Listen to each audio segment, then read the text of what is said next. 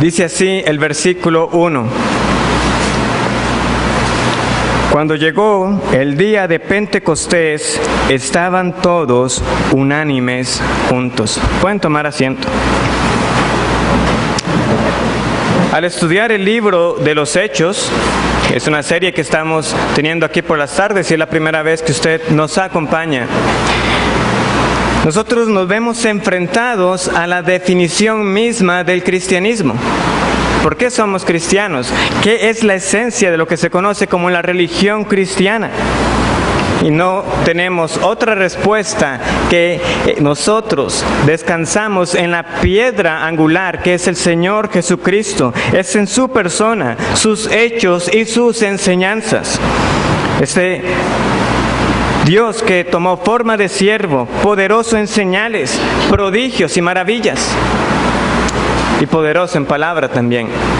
Él enseñó con autoridad. Vez tras vez las personas se asombraban. ¿Quién es este que enseña con autoridad? No enseñaba como los escribas, no enseñaba como los fariseos. Y su obra y su enseñanza alcanzó la cumbre en su muerte, resurrección, en su ascensión. Y esperamos solamente su venida, la cual aguardamos con esperanza, porque ocurrirá tan cierto como ocurrió todo lo anterior que he dicho. No obstante, antes de partir, el Señor Jesucristo nos dejó una misión. Él partió para prepararnos un lugar para que estemos con Él. Pero antes de irse dejó una misión muy clara como iglesia. Y esta es ser testigos fieles hasta lo último de la tierra. Y esta es una labor que solamente puede ser hecha en el poder del Espíritu Santo.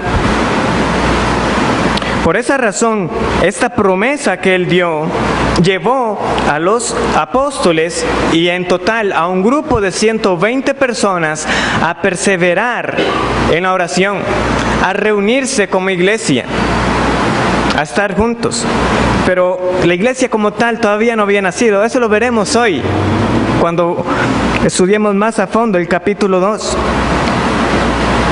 Pero ya desde sus inicios estamos viendo los rasgos de lo que tiene que ser cada iglesia local que el Señor establece. Una iglesia que persevera en la oración, una iglesia que persevera en la comunión, una iglesia que es obediente a la Escritura.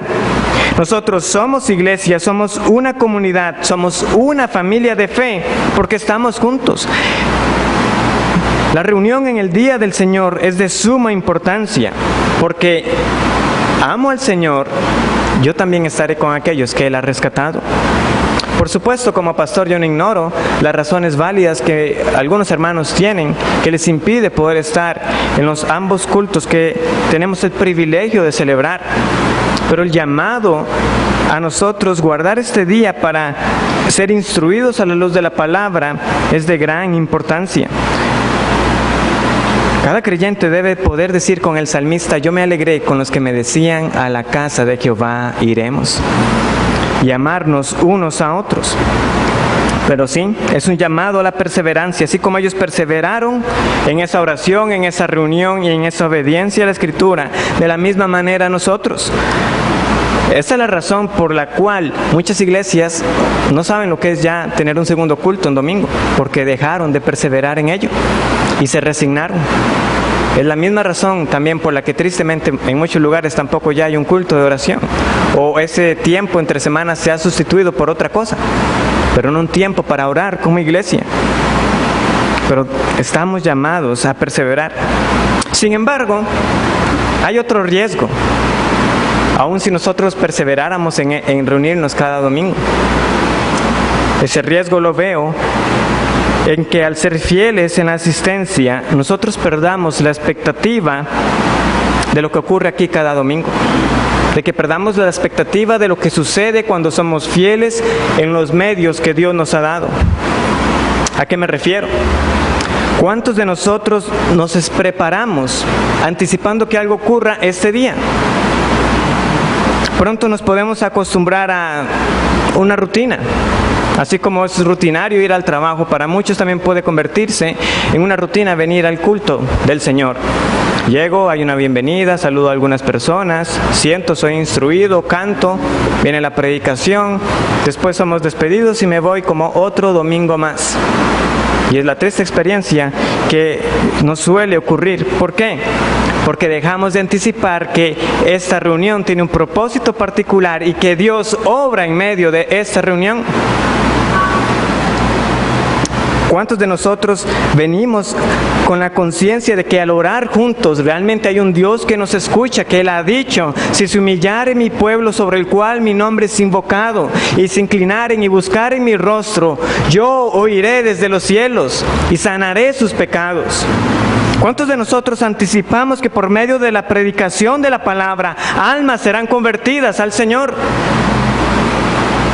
Hay convicción en nosotros de que el Espíritu Santo obrará con poder en la iglesia y que obrará con poder en la vida de las personas que vienen acá y en tu propia vida. ¿Estás anticipando tal cosa? Y esto lo digo porque debemos imaginarnos lo que va a ocurrir acá. Podía parecer otro día más que estos 120 se estaban reuniendo. Y de repente, ¿se imagina usted lo que es estar en un culto y sentir que algo como una ráfaga de viento entra, que es tal el estruendo, que usted se pregunta qué es lo que está pasando, y de un momento a otro la persona que tiene la par le empieza a hablar a usted en otro idioma que no conoce? Eso sí sería una señal, dirían algunos. Ahora, siendo justos al texto, ellos no estaban esperando que la venida del Espíritu Santo se iba a manifestar con esas señales precisamente, como vamos a ver, pero ellos lo estaban esperando. Ellos estaban esperando el día que se iba a cumplir la promesa que el Espíritu Santo iba a descender con poder, y ese día llegó. Es entonces, poniendo nosotros esa expectativa que estaba en ellos de que el Señor nos había dicho que en no muchos días iban a ser bautizados con el Espíritu Santo, que debe estar en nosotros hoy para orar con confianza de que el mismo Espíritu Santo que vamos a ver actuar aquí, sigue actuando el día de hoy, para que actúe en nosotros. Oremos. Padre, ya hemos orado por este tiempo que vamos a tener, para que tú obres a través de un instrumento frágil, débil, propenso a desviarse, pero que confiamos, Señor, en el poder de tu palabra y en la acción de tu Espíritu Santo, que nos preserva del error, que nos afirme en la verdad, porque es uno también de sus propósitos, guiarnos a toda verdad, y confiamos en que Él está en medio de nosotros, porque tú has prometido tu presencia en medio de tu pueblo. Obra, Señor, para que esta noche almas sean convertidas, de que ellos puedan ver las maravillas que tú has hecho a través de la historia y confiesen a Jesucristo como su único Redentor y su única esperanza de salvación, para que nosotros seamos afirmados también con gran regocijo de este Consolador que has enviado a tu iglesia, con la cual cada uno de los que hemos creído hemos sido sellados. El Espíritu Santo. Oh, que recordemos esa realidad de que tú no nos has dejado solos, de que la vida cristiana la vivimos en auxilio e independencia de este Espíritu que nos has dado. En el nombre de nuestro Señor Jesús lo imploramos. Amén.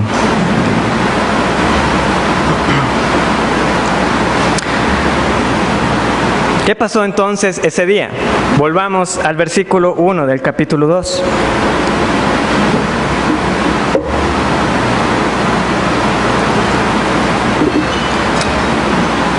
Cuando llegó el día de Pentecostés, estaban todos unánimes juntos.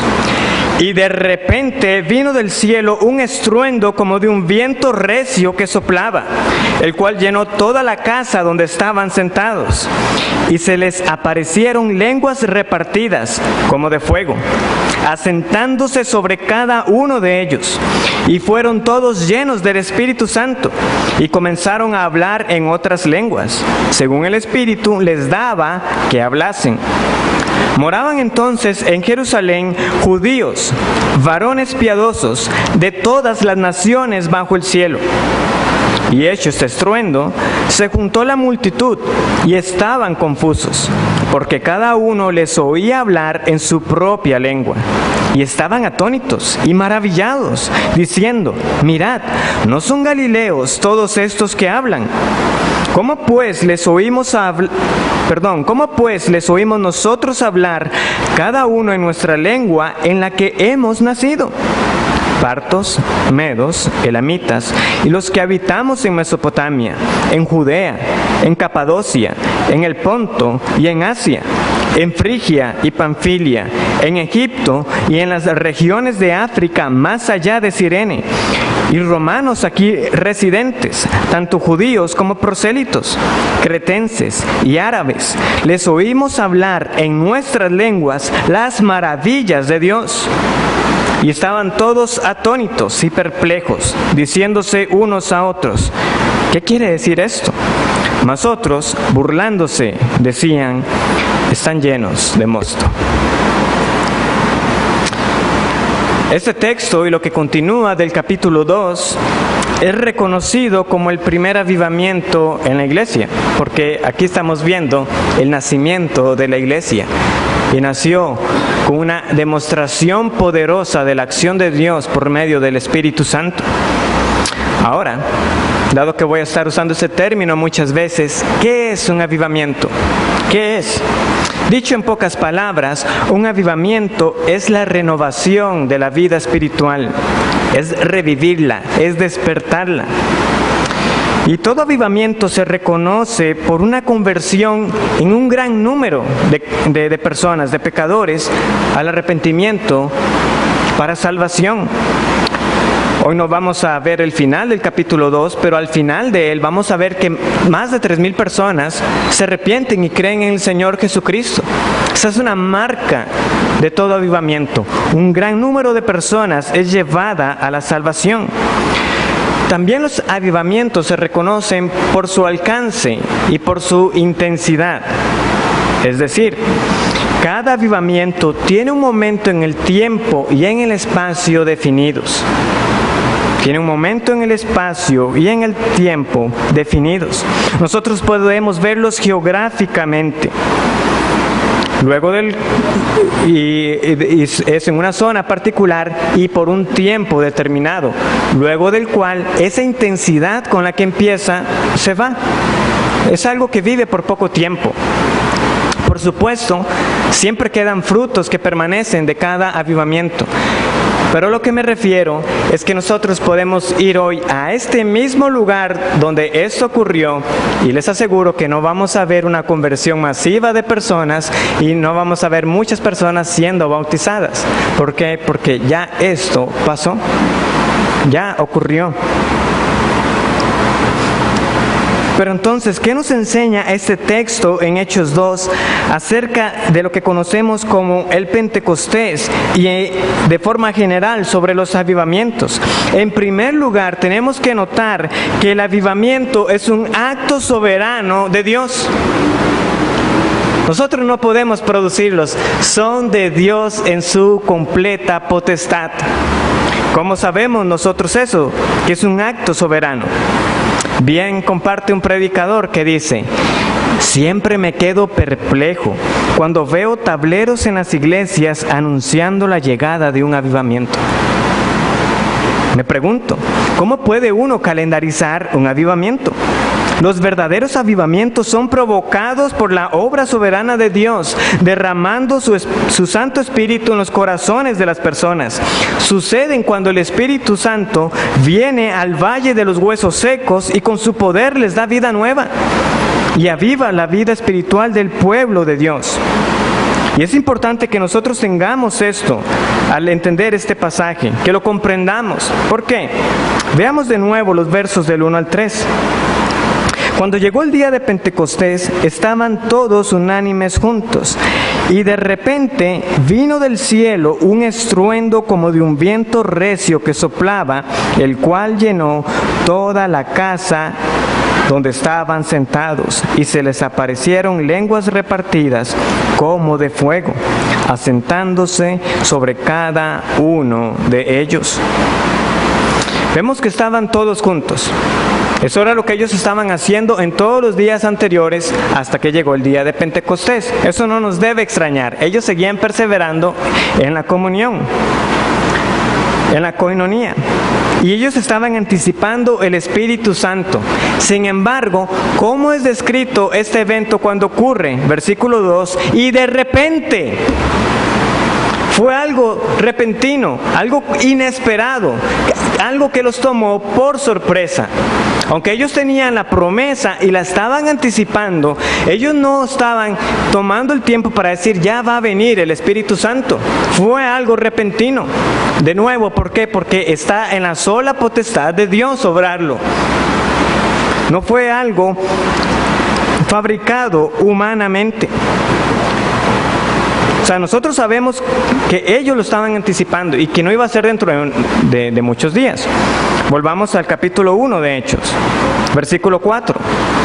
Y estando juntos, les mandó que no se fueran de Jerusalén, sino que esperasen la promesa del Padre, la cual les dijo, oísteis de mí, porque Juan ciertamente bautizó con agua, mas vosotros seréis bautizados con el Espíritu Santo dentro de no muchos días.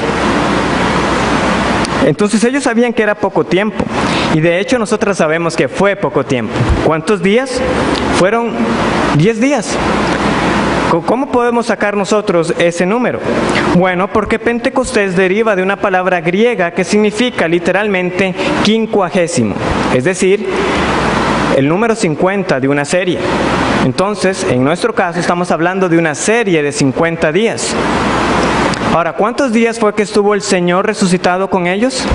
40 días, fue lo que leímos en el capítulo 1 cuando lo estudiamos. Ustedes lo pueden repasar en el versículo 3 del capítulo 1. A quienes también, después de haber padecido, se presentó vivo con muchas pruebas indubitables, apareciéndoseles durante 40 días.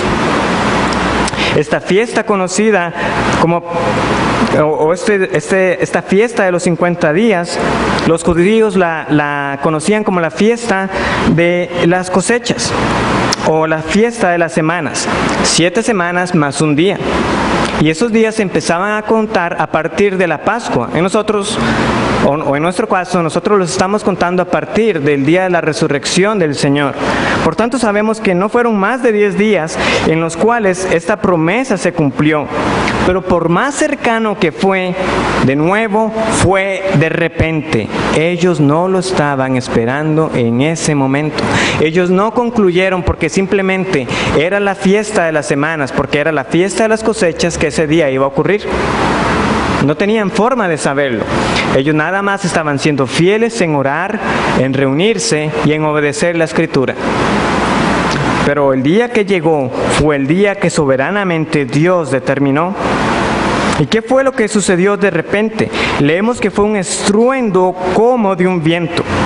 Y notemos la palabra como. No fue literalmente un viento, sino como de un viento que entró, como una ráfaga. Ahora, esta comparación no es casual. ¿Por qué? Porque tanto en hebreo como en griego, la palabra para espíritu es la misma palabra que se usa para viento. Es el pneuma que entra en este momento. Es una comparación que nos lleva para que veamos el simbolismo del Espíritu Santo que está llegando en este momento para bautizarlos. Recordemos que el mismo Señor Jesús habló con Nicodemo usando estos términos. El viento sopla donde quiere y oye su sonido, mas ni sabes de dónde viene ni a dónde va. Así es todo aquel que es nacido del Espíritu. Entonces, no es casual que lo que ellos escucharon se asemejó a una ráfaga de viento. Es para que ellos recordaran el simbolismo del Espíritu Santo, que eso era lo que estaba sucediendo. Y nosotros podemos imaginarnos esa ráfaga. Vivimos en un país que es bastante ventoso. Y en estos días, particularmente, donde vivo se han estado escuchando esas ráfagas prácticamente todos los días, a cada momento, donde de un momento a otro simplemente el viento viene y corta dentro de los árboles, hasta que es como que silba con poder. Decía Vivian que hasta por un momento pensaba que tuviéramos el culto allá arriba. Para nosotros está recordando la acción de Dios que vino en este momento, como una ráfaga. Ahora, hay algo que debemos asociar cuando vemos este evento. Nosotros ya no esperamos otro Pentecostés. Este evento fue una vez en la historia. Y conforme avancemos vamos a ver que es así.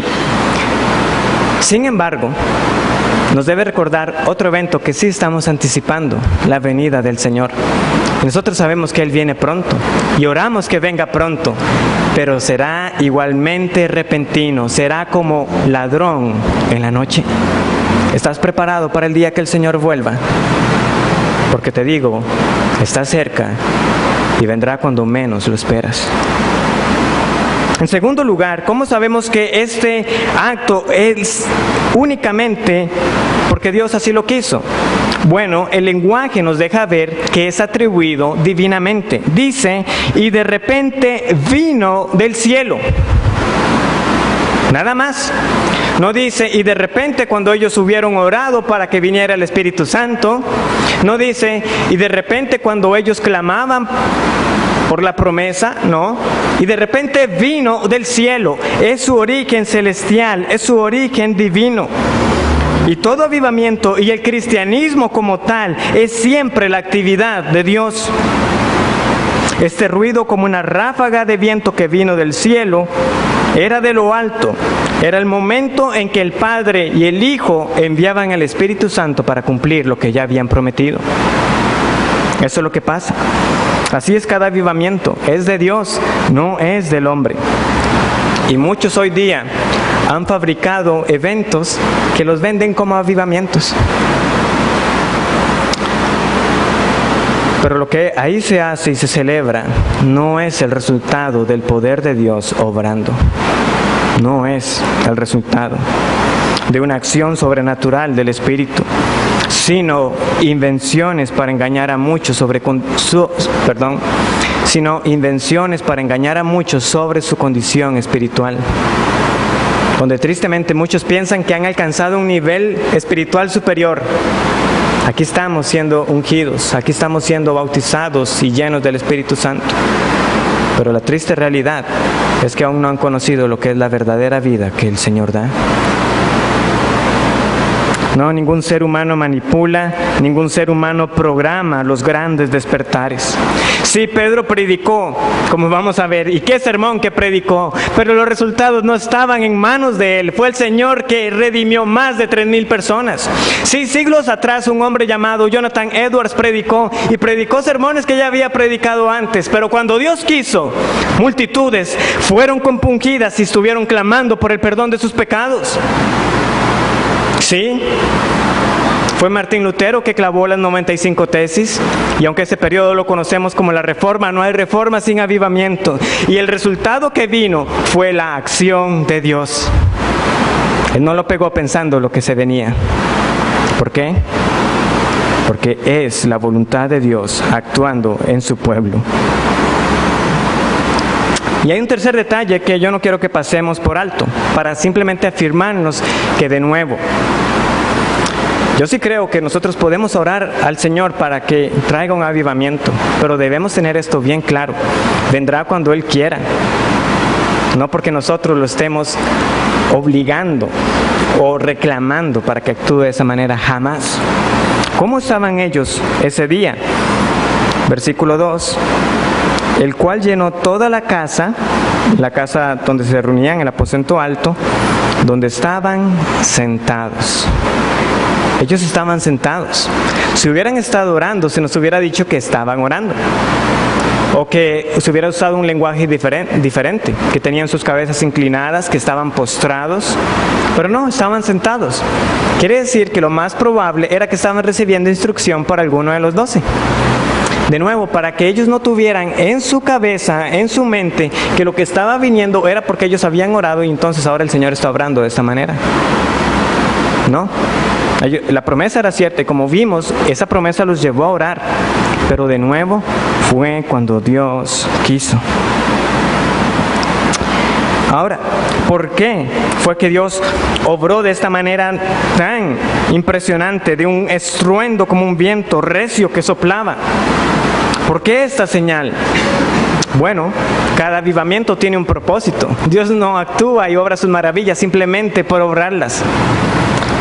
Y nosotros tenemos que ver, en segundo lugar, que el avivamiento es para la edificación de la iglesia. Es para la edificación de su iglesia. Versículo 3, y se les aparecieron lenguas repartidas como de fuego, asentándose sobre cada uno de ellos. Y fueron todos llenos del Espíritu Santo y comenzaron a hablar en otras lenguas, según el Espíritu les daba que hablasen. Entonces, vemos en primer lugar que es un acto soberano de Dios, pero es un acto para edificar a su pueblo. Es un acto para edificar a su pueblo.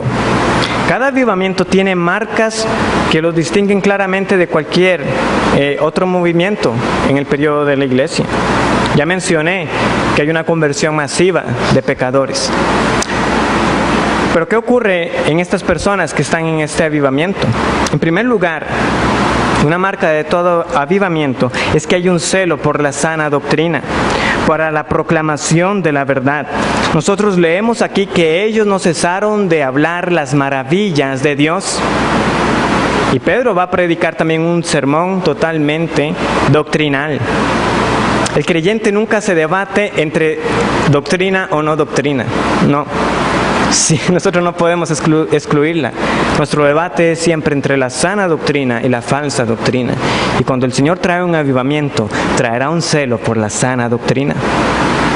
En segundo lugar, siempre el avivamiento trae convicción de pecados. Por eso es que hay una conversión masiva de personas. ¿Por qué? Porque el Espíritu Santo obra arrepentimiento verdadero. Las personas al final se van a estar preguntando, ¿qué haremos? ¿Qué haremos? ¿Qué es lo que tengo que hacer? Cuando son confrontados con su realidad espiritual. En tercer lugar, hay una gran estima por la palabra de Dios.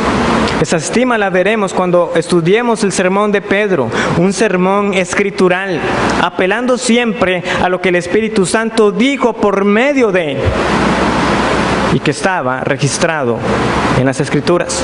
Hay una gran estima. Y por último, hay un amor creciente por Dios y por las almas de los hombres. Al final de este sermón nosotros vamos a leer que ellos tenían todas las cosas en común. Todo en común. Ese es el fruto de lo que ocurre cuando el Espíritu Santo obra de tal manera.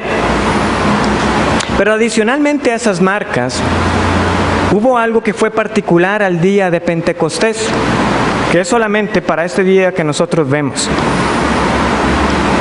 Y fueron las señales visibles del bautismo con el Espíritu Santo y la señal visible de la llenura del Espíritu Santo. Escuchen de nuevo, las señales visibles. Ese es el énfasis. Porque al día de hoy cada creyente sigue siendo bautizado con el Espíritu Santo y sigue siendo lleno del Espíritu Santo. Pero las señales visibles son exclusivas a este día. Y vamos a ver el propósito de ellos. ¿Qué es el bautismo con el Espíritu Santo y qué es la llenura del Espíritu Santo? Mucha confusión hay en estos días, donde estos términos son mal aplicados. Consideremos primero el bautismo con el Espíritu Santo. Ya leímos la promesa del Señor en Hechos 1:5, porque Juan ciertamente bautizó con agua, mas vosotros seréis bautizados con el Espíritu Santo. Y Juan el Bautista en Mateo 3:11 recordaba también a los creyentes este evento. Yo a la verdad os bautizo con agua para arrepentimiento, pero el que viene detrás de mí es más poderoso que yo, a quien yo no soy digno de quitarle las sandalias. Él los bautizará con el Espíritu Santo y con fuego. Entonces, este evento que está ocurriendo acá donde ellos ven ese viento recio que entra, que les recuerda al Espíritu Santo, y que además les aparecen unas lenguas repartidas como fuego, no era fuego literal, de nuevo veamos el cómo.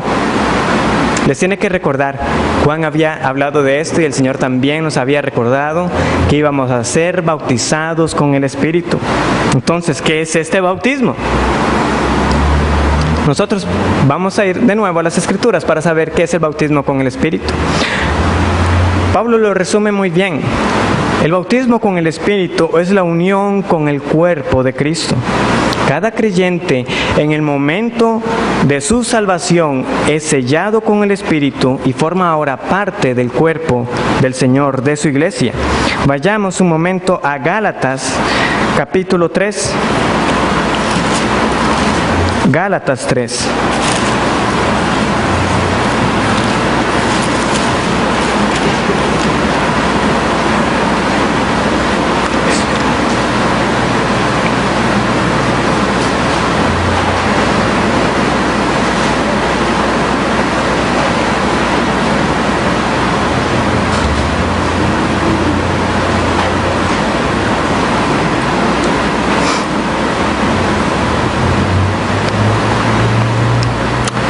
Perdón, estoy dando cuenta que la cita la tengo mal. Yo la voy a leer para ustedes, que la tengo anotada.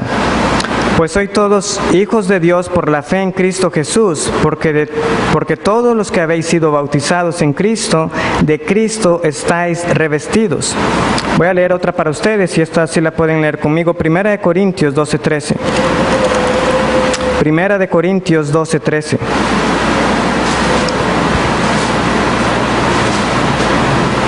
Dice así la palabra del Señor: porque por un solo espíritu fuimos todos bautizados en un cuerpo, sean judíos o griegos, sean esclavos o libres, y a todos se nos dio a beber de un mismo espíritu. De nuevo vemos que está ligando este bautismo con el Espíritu a ser del cuerpo del Señor, sin distinguir su nacionalidad. Un solo cuerpo, porque somos del Señor, uno en Él. Por ende, el propósito de esta señal visible en Pentecostés y otras señales que vamos a ver en el libro de Hechos era para confirmar a esas personas la presencia real del Espíritu en cada creyente. Pero en ese sentido, la Biblia nunca nos manda a nosotros a bautizarnos en el Espíritu o a bautizarnos con Él. No, este evento aquí simplemente nos está siendo narrado. Es descriptivo, no es prescriptivo. Es decir, no está estableciendo una norma para cada hijo de Dios o para cada pecador el día de su salvación. No es una norma de experiencia. La Biblia no nos manda de nuevo a bautizarnos con el Espíritu. ¿Por qué? Porque esa experiencia visible ya no se da más, pero sí está garantizada. Desde este día en Pentecostés está siendo confirmado que si tú creíste en el Señor, tú ya has sido bautizado con el Espíritu Santo, sin necesidad de que tengas una señal visible de una lengua como fuego en ti para indicarlo. Ahora, ¿qué es esa referencia al fuego cuando Juan lo menciona en Mateo 3:11? Seréis bautizados con el Espíritu Santo y con fuego. El fuego por lo general está vinculado con el juicio y de hecho cuando leemos Mateo 3:12 vemos que él dice que el aventador está en su mano, recordándonos el juicio que le espera a la tierra cuando el Señor vuelva también en su venida.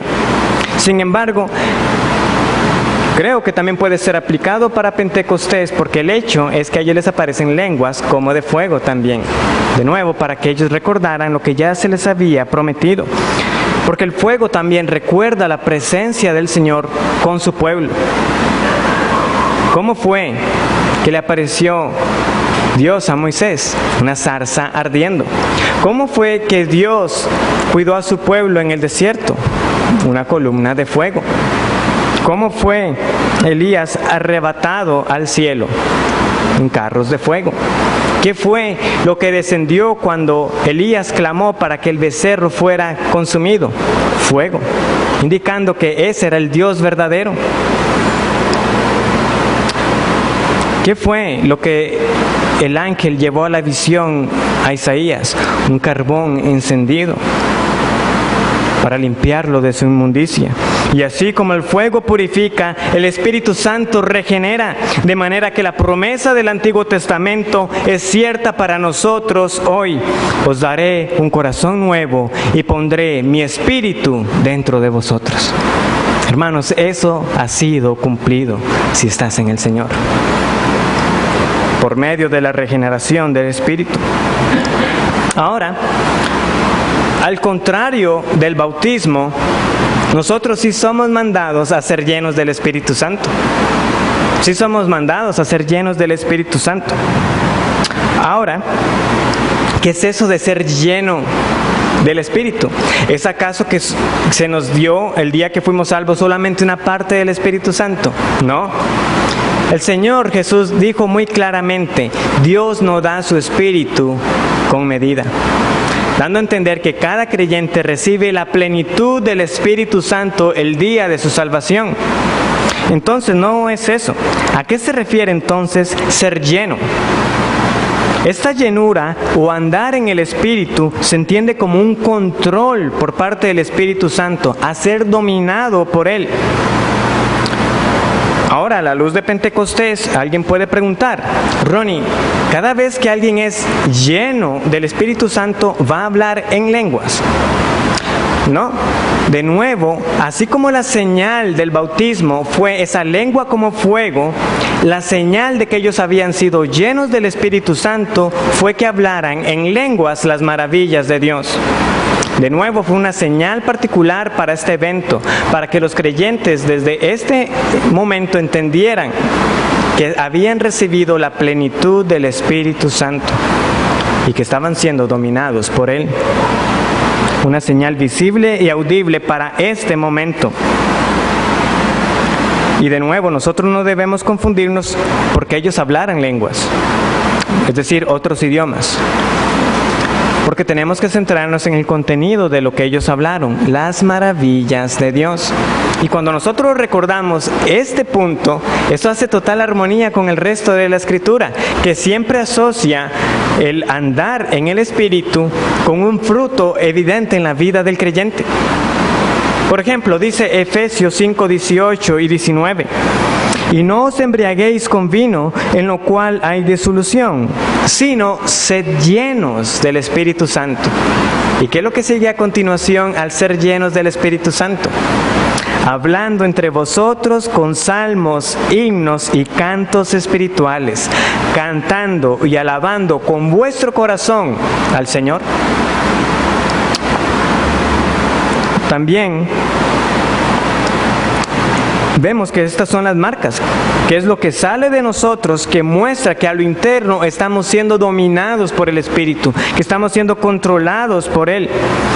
Y por el contrario, cuando el fruto de nuestra vida está demostrando que el pecado en su forma de amargura, enojo, maledicencia, ira, gritería y toda malicia, como también leemos en Efesios, es señal de que estamos contristando al Espíritu Santo. Entonces, esto es lo que nosotros tenemos en la Escritura. Como creyentes hemos recibido la plenitud del Espíritu. Cuando somos dominados y andamos en el Espíritu, nosotros vamos a hablar con salmos, cantos espirituales, porque estamos sumergidos en la palabra de Dios. Pero cuando estamos proveyendo para los deseos de la carne, nosotros entonces vamos a maldecir, a gritar, a darnos a toda clase de malicia, y el Espíritu Santo va a ser contristado. Y por tanto, no vamos a andar experimentando ese completo control sobre nuestras vidas.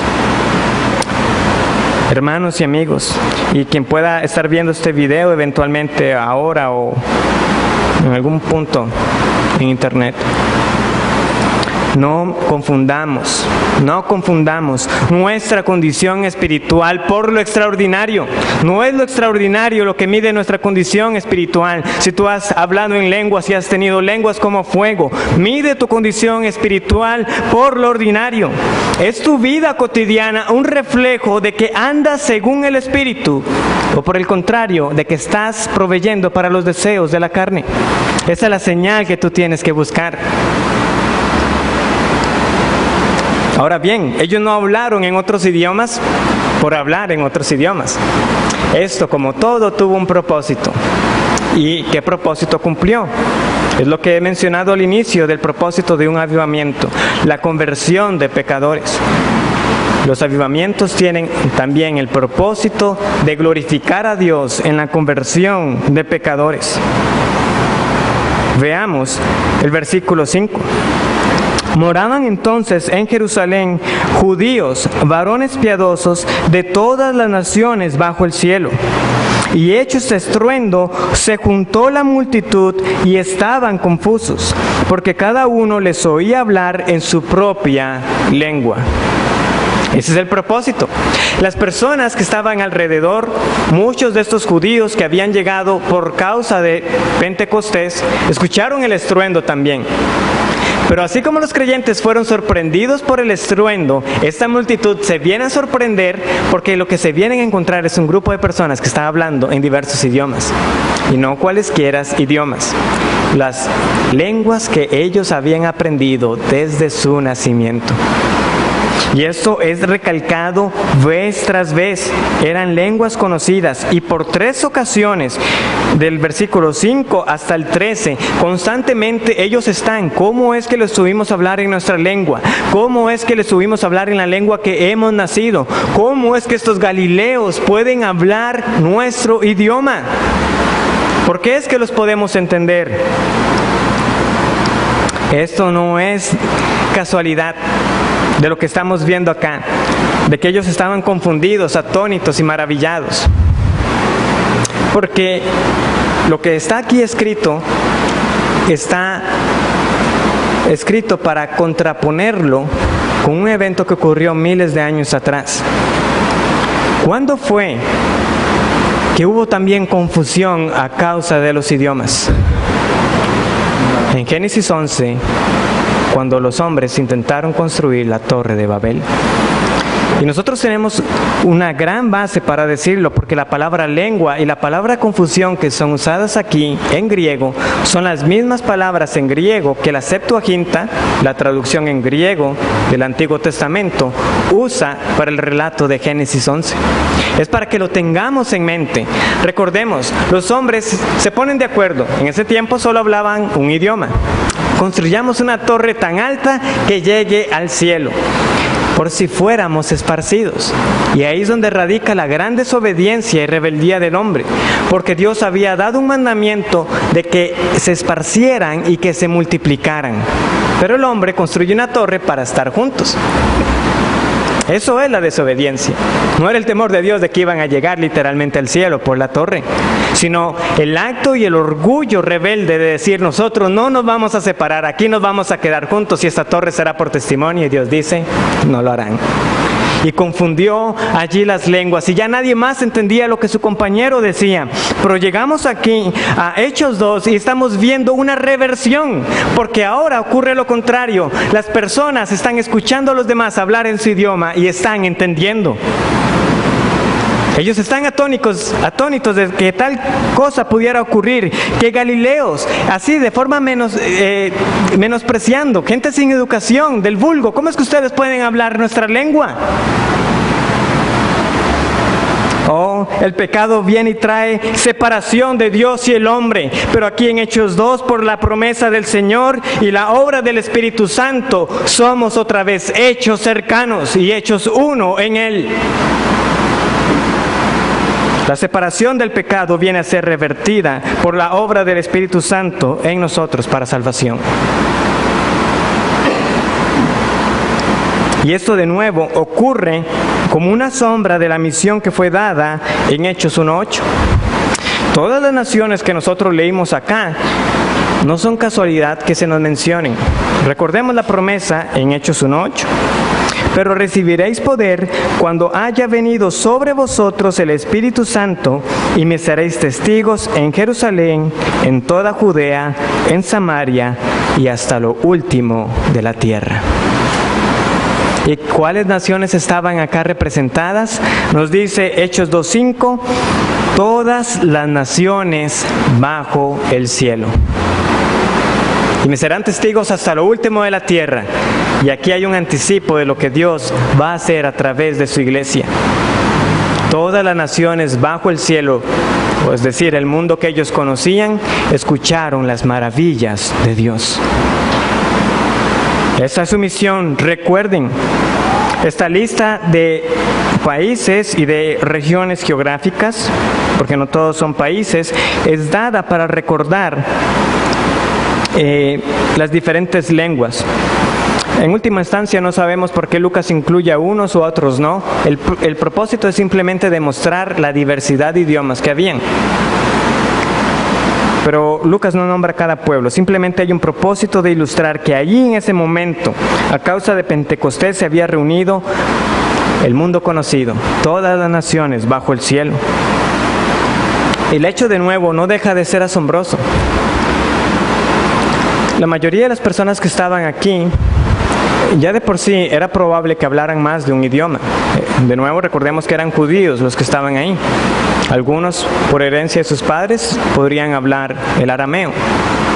Ahora, siendo Roma el imperio de aquel entonces, la gran mayoría hablaría griego, que era la lengua común y dominante, más la lengua que ellos conocían de donde nacieron.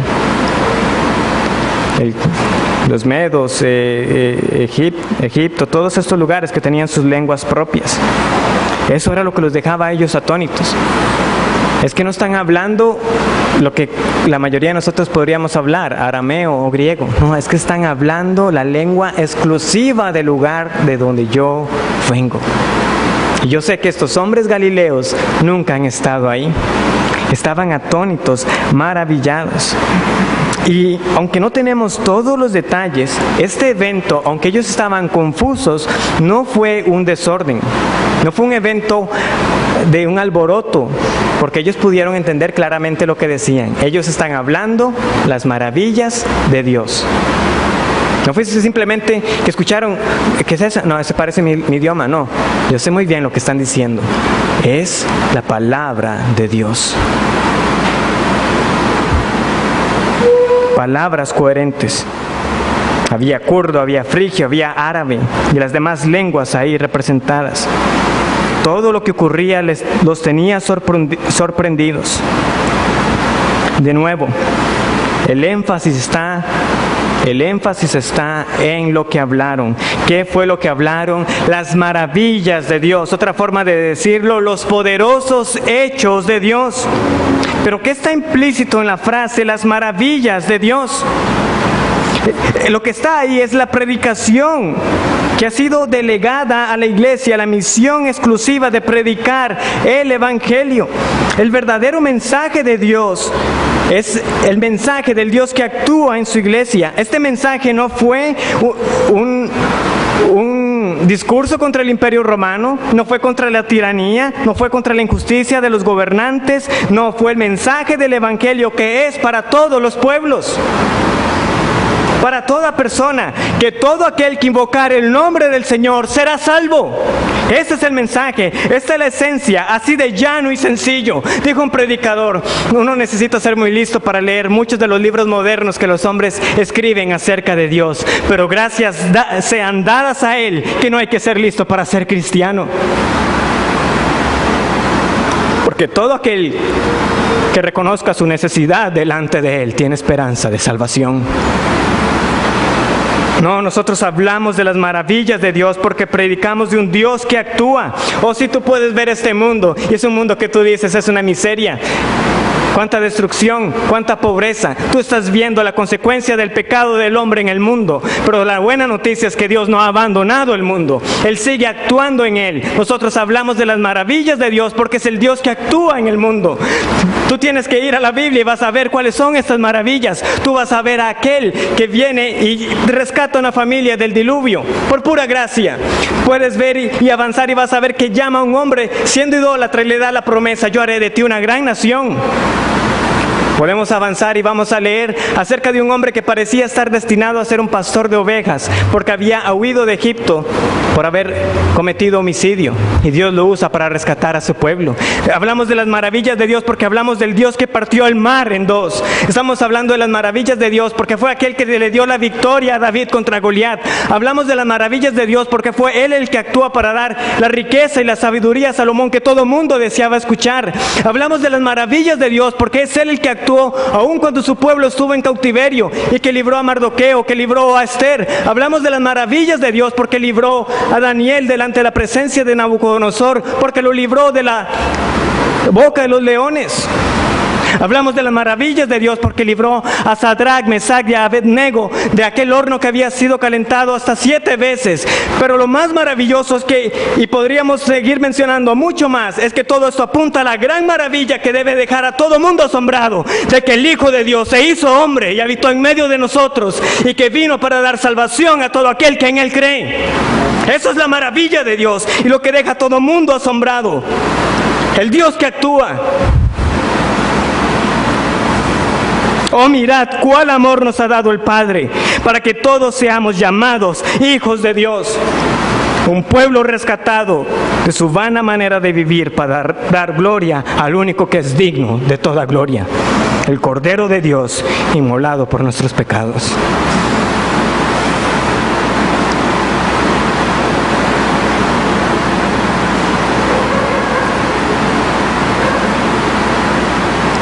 Muchos ponen su esperanza en las señales. Muéstrame una señal y yo creeré. Pero sabes, este pasaje nos enfrenta a la realidad humana. Aquí hay gracia de Dios, pero también hay gran dureza. ¿Qué pasa en los versículos 12 y 13? Y estaban todos atónitos y perplejos, diciéndose unos a otros, ¿qué quiere decir esto? Mas otros burlándose decían, están llenos de mosto. Y esto lo podemos afirmar, lleguemos a ver un avivamiento o no lo lleguemos a ver. La respuesta de las personas ante la predicación del Evangelio será una de dos. Algunos serán movidos a preguntarse, ¿de qué me estás hablando? ¿Qué es esto? ¿Qué es lo que significa? Porque Pedro va a explicarlo, yo les voy a decir qué es lo que significa. Todo esto apunta a Jesucristo. Pero otros van a ser incrédulos y dirán, no me vengas a mí con esas locuras. ¿Que has sido salvos? ¿Estás loco?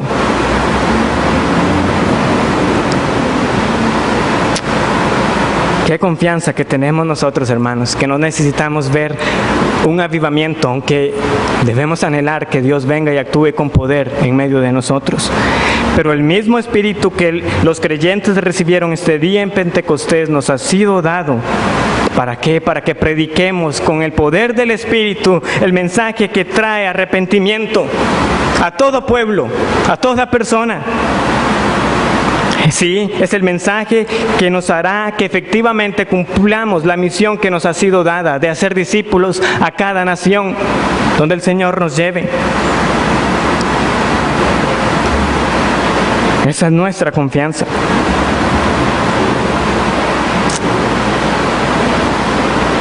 Les mencionaba de Jonathan Edwards, un predicador de siglos atrás. Durante esa misma época también hubo otro hombre llamado Jorge Whitefield, predicador también que fue usado sobremanera por el Señor. Y hay una roca que existe hasta el día de hoy que se conoce como la roca Whitefield. ¿Por qué? Él predicó sobre esa roca. Un día predicó a más de 500 personas con esa potente voz que él llegó a tener, que le fue dada por Dios. ¿Por qué cuento esto? Bueno, porque ¿qué queda de George Whitefield? Nada, él ya murió. Pero esa roca sigue ahí, recordándonos que el mensaje que nosotros predicamos es inamovible, es firme y sigue dando salvación.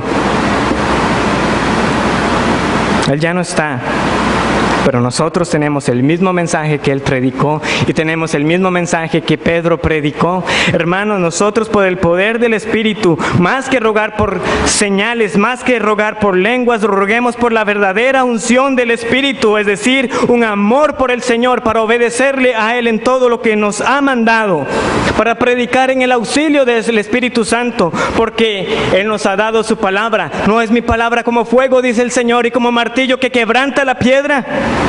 Mejor que lenguas de fuego es esta espada para salvación, la inamovible palabra de Dios. Y yo apelo a muchas personas que todavía se pierden en el debate de lenguas, que amigos y hermanos, recordemos lo que esas lenguas sirvieron, tuvieron un propósito: proclamar las maravillas de Dios. Y hoy a mí no me importa poder hablar en otro idioma que yo no conozca, porque ¿saben qué es lo que va a pasar si aún eso ocurriera? Yo les voy a decir lo mismo que les estoy diciendo ahora en el español, que ustedes saben y entienden. Arrepiéntanse y crean en el Evangelio.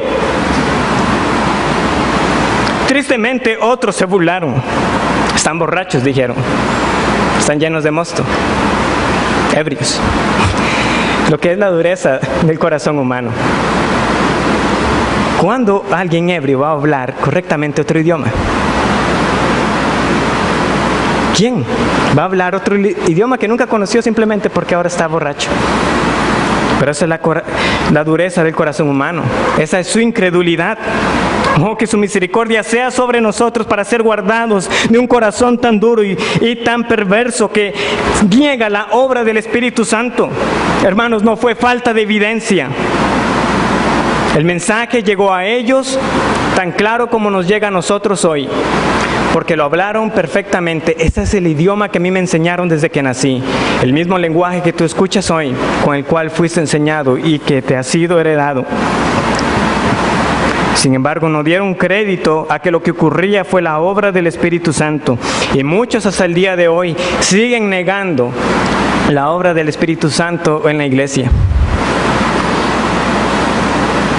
Y muchos niegan el testimonio que muchos dan de que han sido salvados. No, se le lavaron la cabeza. Sí, la cabeza y el corazón.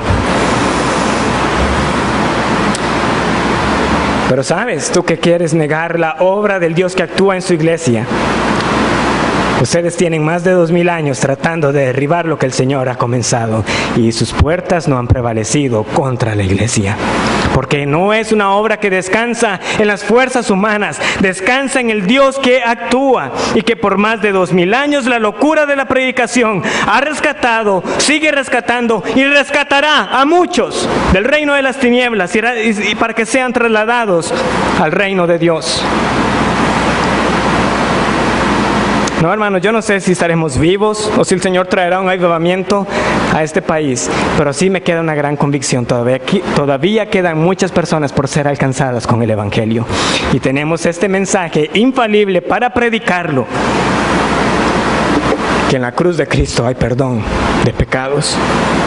Y hoy es el día para que tú puedas conocer el poder de Dios para salvación. Hoy es el día de salvación para que ruegues que el Espíritu Santo venga con poder sobre ti y puedas ver al Señor Jesucristo, al Rey que se hizo siervo para vencer al pecado y a la muerte en la cruz.